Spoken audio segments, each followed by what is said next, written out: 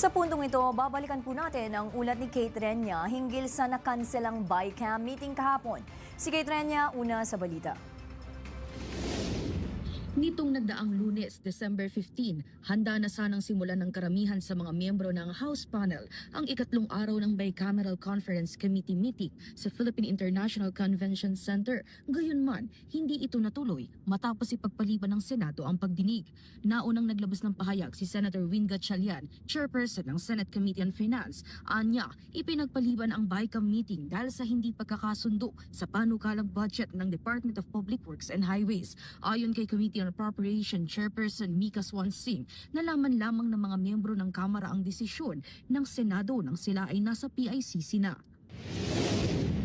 So I've also relayed the same to Senator Win, that the disposition of the House leadership and the Bicameral Conference Committee conferees would be to proceed with the BICAM today.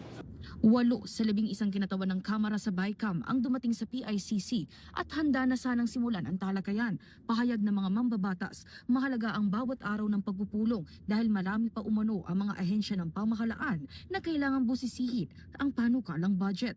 Iginiit ng House Panel na maaari ipagpatuloy ang mga konsultasyon sa DPWH at kay Secretary Vince Dizon kahit habang tumatakbo ang BICAM proceedings.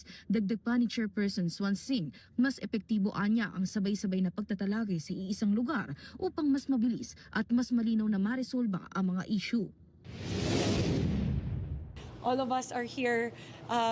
We all believe that we should continue the discussions. We can do the consultations with Secretary Vince and DPWH while we're proceeding with the BICAM. Mas maganda po sana kung lahat kami nasa iisang lugar para po talakayin po yung mga katanungan, yung mga haka-haka natin,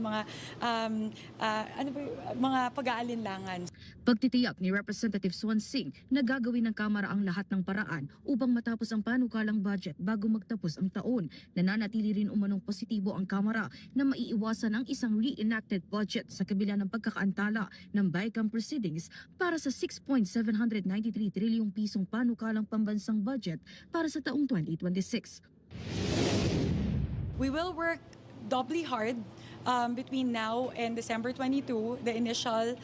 If need be, we may need to push a little bit, but the goal is for it not to cross into the next calendar year. Ayaw po natin ng reenacted budget.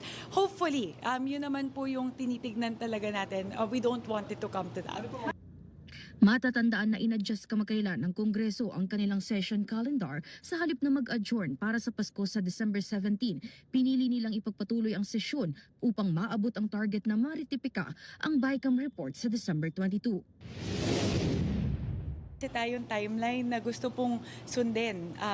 Sana po, nakita nyo naman po, inadjust po yung kalendaryo ng sesyon na dapat sa December 22 ay ma-ratify na sa parehong chamber, sa pareho pong kapulungan, yun pong ating BICAM report.